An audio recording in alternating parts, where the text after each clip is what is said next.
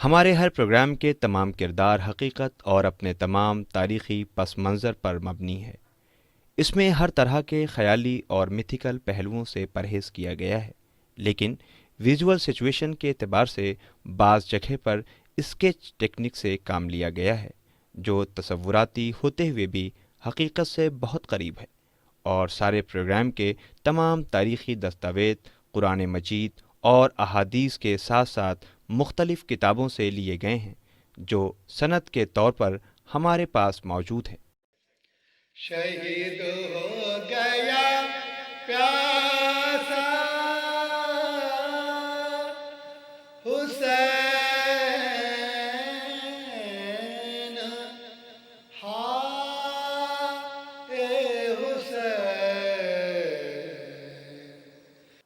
بسم اللہ الرحمن الرحیم۔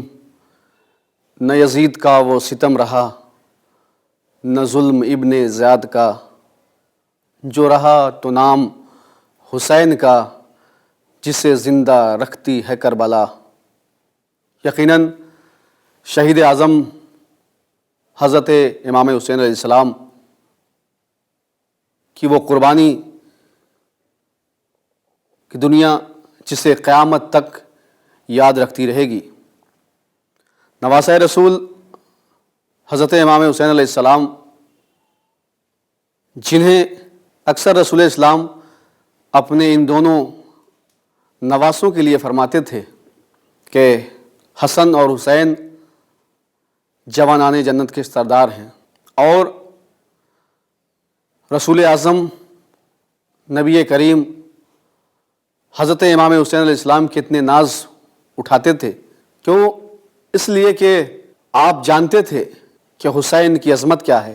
یہی وہ حسین ہے کہ جو رسول کے بعد، علی اور حسن کے بعد دین اسلام پہ جب مصیبتیں آئیں گی تو یہی دفاع کریں گے۔ یہی وجہ ہے کہ جب آپ خطبہ دے رہے ہیں، مسجد میں ہیں، اسی دوران سرکار سید الشہداء حضرت امام حسین علیہ السلام مسجد میں داخل ہوتے ہیں، آپ کے قدم دامن ابا میں الجھے تھے کہ اتنے میں رسول اسلام جو خطبہ دے رہے ہیں، توحید کا پیغام دے رہے ہیں، ممبر سے اتر جاتے ہیں، اور اترنے کے بعد حضرت امام حسین علیہ السلام کو آغوش میں لیتے ہیں اور پھر ممبر پہ آتے ہیں، اور وہ جو مجمع تھا، جو بیٹھا ہوا تھا، ان کو حضرت امام حسین علیہ السلام کو دکھا کے کہتے ہیں ایھا الناس ھذا حسین فعرفوہ، اے لوگو پہچان لو، یہ میرا حسین ہے۔ کبھی حضرت امام حسین علیہ السلام پشت نبوت پہ آ جاتے ہیں تو رسول سجدے کو طول دے دیتے ہیں، کبھی رسول اعظم حضرت امام حسین علیہ السلام کے لیے ناکہ بنتے ہیں۔ رسول اسلام کو کبھی یہ برداشت نہ ہوا کہ حسین کی آنکھوں میں آنسو آ جائیں۔ حضرت محمد مصطفیٰ صلی اللہ علیہ وآلہ وسلم اتنا زیادہ حضرت امام حسن اور حضرت امام حسین علیہ السلام کو چاہتے تھے۔ حضرت امام حسین علیہ السلام کے لیے روایتوں میں ملتا ہے کہ آپ کا بچپنا ہے اور رسول اسلام ہیں، تینوں رات حضرت امام حسین علیہ السلام کے رسول اسلام کے ساتھ گزر رہے ہیں۔ آپ اگر تاریخ اسلام کا مطالعہ کریں، تاریخ اسلام کو پڑھیں، دیکھیں، تو چاہے وہ کسی بھی مکتبہ فکر سے انسان تعلق رکھتا ہو، ہر مکتبہ فکر کی کتابوں میں یہ موجود ہے۔ عالم اسلام میں یہ حدیث، خاص کر یہ حدیث کی حسین منی وانا من الحسین، میرا حسین مجھ سے ہے اور میں حسین سے ہوں، یہ حدیث رسول اسلام کی، ہر مکتبہ فکر کا ماننے والا، تعلق رکھنے والا اسلام سے اس حدیث کو مانتا ہے اور حضرت امام حسین علیہ السلام کی عظمت کا اقرار کرتا ہے۔ حضرت امام حسین علیہ السلام، یہ آپ دیکھیں کہ جب رسول کے بعد امت کی باغ ڈور حضرت علی ابن ابی طالب علیہ السلام نے سنبھالی، اور حضرت علی ابن ابی طالب علیہ السلام کے بعد جب امام حسن کا زمانہ آیا، لیکن جب حضرت امام حسن علیہ السلام کا زمانہ آیا تو حالات کچھ اور تھے۔ حضرت امام حسن علیہ السلام نے صلح سے کام لیا، لیکن جب حضرت امام حسین علیہ السلام کا زمانہ آیا تو حالات بالکل بدل چکے تھے، کیونکہ وہاں صلح سے کام نہیں چلنے والا تھا، وہاں قربانی کی ضرورت تھی، خون دینے کی ضرورت تھی۔ جب حضرت امام حسن علیہ السلام کے سامنے دنیا نے مال و دولت کو پیش کیا تو حضرت امام حسن علیہ السلام نے مال و دولت کو ٹھوکر مار دی، اور جب حضرت امام حسین علیہ السلام کا زمانہ آیا تو دنیا نے سوال بیعت کیا۔ اب جیسے ہی سوال بیعت ہوا، حضرت امام حسین علیہ السلام نے انکار بیعت کیا. یعنی جب بڑے بھائی کے سامنے دنیا نے مال و دولت کو پیش کیا تو بڑے بھائی نے مال و دولت کو ٹھوکر مار کے بتایا کہ دیکھو امامت بکتی نہیں ہے. اور جب چھوٹے بھائی کے سامنے سوال بیعت اٹھا تو حسین نے سر کٹانا گوارا کیا مگر سر جھکانا گوارا نہ کیا. سر کٹا کے بتایا کہ دیکھو امامت جھکتی نہیں ہے. یعنی حضرت امام حسن اور حضرت امام حسین علیہ السلام کی آپ جب زندگی کو دیکھیں گے تو اس زمانے میں حالات بالکل بدل چکے تھے. جو حالات حضرت امام حسن علیہ السلام کے زمانے میں تھے وہ حالات بالکل نہیں تھے حضرت امام حسین علیہ السلام کے زمانے میں. یہی وجہ ہے کہ حضرت امام حسین علیہ السلام نے مدینے سے کربلا جانے کا ارادہ کیا. ایک مقام وہ بھی آتا ہے کہ جب حضرت امام حسین علیہ السلام مکے میں ہیں، حج کرنا چاہتے ہیں، تو آپ کو اسی دوران معلوم ہوتا ہے کہ کچھ یزیدی طرفدار احرام میں خنجر لیے ہوئے ہیں اور حسین کو قتل کرنے کا ارادہ ہے. تو حضرت امام حسین علیہ السلام نے حج کو عمرے سے بدلا تھا. اس کا سب سے بڑا سبب، اس کا ریزن صرف اور صرف اتنا تھا کہ اگر حضرت امام حسین علیہ السلام کو حج کرتے وقت، طواف خانہ کعبہ کرتے وقت قتل کر دیا جاتا تو پھر دنیا حسین ابن علی کے قاتل کو چھپا دیتی، پردہ ڈال دیتی. کیوں؟ اس لیے کہ دنیا یہ کہہ دیتی کہ بھائی حج میں دنیا کے کونے کونے سے نہ جانے کہاں کہاں سے لوگ آتے ہیں اور حسین ابن علی کو کس نے قتل کیا کیا معلوم. دنیا یہ کہہ کے حسین کے قاتل کو بچا لیتی ہے، یقیناً بچاتی. جب آج دنیا قاتل کا، حضرت امام حسین علیہ السلام کے قاتل کو رضی اللہ کہہ سکتی ہے، طرفداری کر سکتی ہے، تو پھر وہ حج کے زمانے میں کسی کو معلوم بھی نہ ہوتا کہ کس نے حسین کو قتل کیا ہے. یہی وجہ ہے کہ حضرت امام حسین علیہ السلام نے حج کو عمرے سے بدلا تاکہ قاتل بے نقاب ہو جائے. اور یہی وجہ ہے کہ حسین ابن علی نے مکے کو چھوڑا، کربلا آئے. کربلا میں آپ کی شہادت ہوئی. پوری دنیا نے حسین ابن علی کے قاتل یزید کو دیکھ لیا. حسین ابن علی کا قاتل بے نقاب ہو گیا کہ یزید نے حسین ابن علی کو قتل کیا، خون بہایا. اگر یہی مسئلہ، یہی فلسفہ حج کے زمانے میں ہوتا تو پھر دنیا پردہ ڈال دیتی، حضرت امام حسین کے قاتل کو چھپا دیتی، نہیں بتاتی کس نے قتل کیا، اور حسین ابن علی کا قاتل بے نقاب نہ ہو پاتا. یہی وجہ ہے کہ دشت ماریہ پہ حسین ابن علی 2 محرم کو پہنچتے ہیں اور پھر حسین ابن علی پہ پانی بند ہوتا ہے. عصر عاشور اولاد نبی پہ، اولاد علی پہ کیا ظلم ہوا. دنیا کی تاریخ میں اگر دیکھا جائے وہ ظلم جو اہل بیت پہ ہوئے ہیں، جس طرح سے اہل بیت کو ستایا گیا ہے، شاید ہی کسی تاریخ میں وہ ظلم ملے.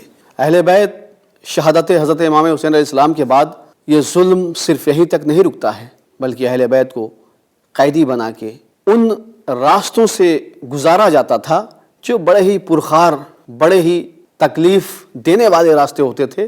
انہی راستے سے اہل بیت کو گزارا جاتا تھا تاکہ اہل بیت کو تکلیف پہنچے. اور سالار لشکر یہ حکم دے دیتا تھا کہ اونٹ کو، سواریوں کو اتنی تیز لے کے چلو، کیونکہ جتنی تیز یہ سواریاں چلیں گی اتنے ہی ان پہ بیٹھنے والوں کو تکلیف ہوگی.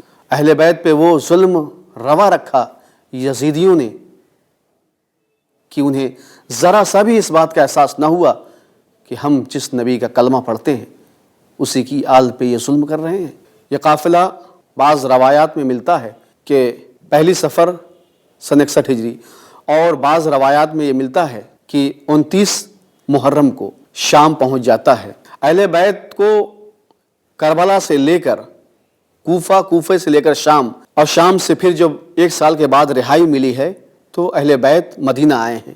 ان تمام سفر میں اہل بیت کو جو سب سے زیادہ مصیبتیں، اذیتیں ہوئی ہیں وہ شام میں ہوئی ہیں. اور یہی وہ شام ہے کہ جہاں اہل بیت 1 سال تک مقید رہے. جب یہ قافلہ یزید کے دربار میں پہنچا ہے تو یزید کے دربار میں جہاں بہت سارے لوگ بیٹھے ہوئے تھے، ایک شامی اٹھا اور اٹھنے کے بعد اس نے سکینہ بنت الحسین کو دیکھا، اور دیکھنے کے بعد یزید سے کہتا، یزید اس بچی کو مجھے کنیزی میں دے دے. جیسے ہی یہ سننا تھا کہ اہل بیت پہ ایک قیامت سی گزر گئی. حضرت زینب سلام اللہ علیہا کہتی ہیں، یزید تجھے معلوم نہیں کہ ہم آل رسول ہیں؟ یزید تو ایسا ہرگز نہیں کر سکتا. یزید نے جیسے ہی سنا کہتا، نہیں، میں اس شامی کو، سکینہ کو کنیزی میں دینا چاہتا ہوں. جیسے یہ سننا تھا حضرت زینب سلام اللہ علیہا لہجہ علی میں جلالی انداز میں کہتی ہے، یزید تو سب کچھ کر سکتا ہے مگر تیرے پاس اتنی قدرت نہیں، تیرے پاس اتنا اختیار نہیں کہ تو حسین کی بیٹی کو کنیزی میں دے۔ تو نے اتنے ظلم کیے مگر اب تو یہ نہیں کر سکتا ہے۔ تاریخ بتاتی ہے کہ جب اس شامی کو اسے معلوم نہیں تھا کہ دربار میں کون لوگ ہیں، جب اس شخص کو معلوم ہوا کہ یہ آل رسول ہیں تو ایک مرتبہ وہ آتا ہے اہل بیت علیہ السلام کے پاس، ہاتھوں کو جوڑتا ہے، گریہ کرتا ہے، روتا ہے، کہتا ہے چوتھے امام سے فرزند رسول مجھے معلوم نہیں تھا۔ کیوں معلوم نہیں تھا؟ اس لیے کہ یزید نے آج بھی، آپ اگر وہ ان راستوں کو دیکھیں کہ جب کربلا سے کوفہ، کوفہ سے شام اہل بیت کو لے جایا گیا ہے، تو آپ نقشے میں دیکھیں کہ جہاں جہاں پہ یزیدیوں کو یہ معلوم تھا کہ یہاں جو ہے علی کے چاہنے والوں کی آبادی ہے، حسین کے ماننے والوں کی آبادی ہے، تو وہ لوگ یہ کرتے تھے کہ اس بستی سے بہت دور کئی میل کے فاصلے سے اہل بیت کے اس قافلے کو شام لے جاتے تھے۔ وہ راستہ آپ یوں سمجھ لیں کہ جو 1 گھنٹے میں طے ہو سکتا تھا، وہ راستہ 5 گھنٹے میں طے ہو جائے، لیکن اہل بیت کو اس راستے سے نہیں لے جاتے تھے جہاں سے انہیں یہ خطرہ ہوتا تھا کہ کہیں ایسا نہ ہو کہ راستے میں بغاوت ہو جائے، لوگ جان جائیں کہ یہ جنہیں قتل کیا گیا ہے وہ کون لوگ ہیں۔ یہ مصیبتیں اہل بیت پہ جو کربلا سے کوفہ اور شام کے جو راستے ہیں، ان میں جو مصیبتیں اہل بیت پہ پڑی ہیں، وہ خدا کی قسم اتنی زیادہ مصیبتیں ہیں کہ ہم سوچ بھی نہیں سکتے، ہم اندازہ بھی نہیں کر سکتے۔ اور اس پہ سے چھوٹے چھوٹے بچے، گرمی کی تمازت، تپش، بھوک اور پیاس، ظاہر سی بات ہے عرب کا ریگستان، عرب میں اتنی زیادہ گرمی، اس میں بھی بھوک اور پیاس، اور اس عالم میں اہل بیت کو شام لے جایا گیا۔ اور ایک دوسری روایت جس میں میں نے یہ پڑھا کہ وہ شامی جو جناب سکینہ بنت الحسین کو کنیزی میں لینے کے لیے عزیز سے جس نے کہا تھا، اس کو جب معلوم ہوا کہ یہ اہل بیت رسول ہیں، ایک روایت میں ملتا ہے کہ وہ جناب امام زین العابدین اسلام کے پاس آیا اور آنے کے بعد خنجر نکالتا ہے اور اپنی زبان کو کاٹ دیتا ہے، کہتا ہے فرزند رسول مجھ سے غلطی ہو گئی، خطا ہو گئی، اس لیے کہ مجھے معلوم نہیں تھا۔ اور یہ تو حقیقت ہے کہ یزید نے لوگوں کو نہیں بتایا تھا کہ یہ ہستیاں کون ہیں۔ اور جب وہ ایک زمانہ آیا شام ہی میں کہ جب جناب سکینہ بنت الحسین شام کے زندان میں، جب یزید اہل بیت علیہ السلام شام پہنچے ہیں، دربار میں یزید کے جناب زینب نے خطبہ دیا، چوتھے امام زین العابدین اسلام نے، تو ایک انقلاب پیدا ہو گیا شام میں۔ یزید کی کارستانیوں کے بارے میں شام کے لوگوں کو معلوم ہو گیا، ایک انقلاب پیدا ہوا۔ اور اسی دوران یزید نے اہل بیت علیہ السلام کو ایسے زندان میں، ایسے قید خانے میں مقید کیا تھا کہ تاریخ بتاتی ہے کہ جس قید خانے میں اہل بیت کو قید کیا گیا تھا، رات کے وقت اوس گرتی تھی اس قید خانے میں، سردی ٹھنڈ اتنی زیادہ ہوتی تھی، لیکن اہل بیت اسی قید خانے میں تھے، اور دن کی چلچلاتی ہوئی دھوپ، اس زندان میں اس قید خانے کی چھت نہیں تھی جو اہل بیت پہ مسلسل صبح کے وقت اس گرمی کی تمازت اور گرمی کی شدت جس کا اہل بیت سامنا کر رہے تھے۔ اہل بیت کو جس زندان میں قید کیا گیا تھا اس کا عالم یہ تھا کہ اس میں گھٹن ہوتی تھی۔ یہی وجہ ہے کہ جناب سکینہ بنت الحسین جناب زینب سے فرماتی تھیں کہ پھوپھی اماں کیا اس ملک میں ہوائیں نہیں چلتی؟ تو حضرت زینب سلام اللہ علیہا یہی کہتی تھیں کہ سکینہ اس ملک میں اے میری مظلومہ ہوائیں تو چلتی ہیں مگر ہمیں نہیں لگتی۔ لیکن جب شام میں لوگوں کو معلوم ہوا ہے تو ایک انقلاب پیدا ہوا شام کے لوگوں میں۔ روایتوں میں ملتا ہے کہ جناب سکینہ بنت الحسین در زندان پہ جب شام میں قید تھیں، آتی تھیں، اور شام کی عورتیں شام کے وقت در زندان پہ آتی تھیں، جناب سکینہ ان سے اپنا حال بیان کرتی تھیں۔ شام کی عورتیں جب جناب سکینہ کی گریہ کی آواز سنتی تھیں تو پوچھتی تھی بی بی بتاؤ آپ کہاں کی رہنے والی ہیں، آپ پہ کیا ظلم ہوا ہے؟ تو جناب سکینہ کربلا کے حالات اور حضرت امام حسین اسلام کی شہادت، جناب علی اکبر کی شہادت سب ان کو بتاتی تھیں۔ وہ عورتیں جب واپس اپنے گھر آتی تھیں تو پھر اپنے مردوں سے یہ بات بتاتی تھیں، اور آہستہ آہستہ وہ وقت بھی آیا کہ جب پورے شام میں لوگوں کو یہ معلوم ہو گیا کہ یہ جو قافلہ یزید نے قید کر رکھا ہے یہ اہل بیت کا قافلہ ہے، یہ آل رسول ہیں، اور اسی کے بعد سے شام میں انقلاب آیا۔ تاریخ میں ملتا ہے کہ اہل بیت پہ شام کے زندان میں وہ ظلم ہوئے ہیں کہ جناب سکینہ اسی لیے تڑپ کے کہتی تھیں، پھوپھی اماں اس زندان میں، اس اندھیرے میں میرا دم گھٹ رہا ہے، کیونکہ یزید نے جس جگہ پہ اہل بیت علیہ السلام کو قید کیا تھا، اسیران کربلا کو قید کیا تھا، جس مقام پہ، وہاں اتنا سناٹا تھا، اندھیرا تھا، ہواؤں کا گزر نہیں تھا، دم گھٹتا تھا اہل بیت کا۔ اور وہ وقت بھی آتا ہے کہ جب جناب سکینہ کوئی طائر اڑتا تھا اور زندان کے اوپر سے گزرتا تھا تو جناب سکینہ اس طائر کو دیکھتی تھی اور کہتی تھی، پھوپھی اماں یہ پرندے کہاں جا رہے ہیں؟ جب شام کا وقت ہوتا تھا تو جناب زینب سلام اللہ علیہا یہی کہتی تھی، سکینہ میری مظلومہ، یہ پرندے اپنے اپنے گھروں کو جا رہے ہیں اس لیے کہ شام ہو گئی۔ تو جناب سکینہ بے ساختہ یہی کہتی تھی، پھوپھی اماں پھر ہمیں کب مدینہ جانا نصیب ہوگا؟ اور وہ وقت بھی آتا ہے کہ جب سکینہ بنت الحسین اسی قید خانے میں اس دنیا سے گزر جاتی ہیں۔ یہ وہی شام ہے کہ جہاں حسین اور اولاد حسین پہ، علی کی بیٹیوں پہ، نبی کی نواسیوں پہ وہ ظلم ہوا کہ چوتھے امام اسی لیے کہتے تھے کہ سب سے زیادہ اگر ہم پہ کہیں ظلم ہوا ہے تو وہ شام میں ہوا ہے۔ یہی وجہ ہے کہ جب یہ قید خانہ جس میں اہل بیت کو یزید نے قید کیا تھا، 1 سال تک اہل بیت اسی قید خانے میں تھے۔ 1 سال کے بعد جب جناب سکینہ کی شہادت اس قید خانے میں ہو گئی، لوگوں کو معلوم ہوا تو اس کے بعد انقلاب آیا۔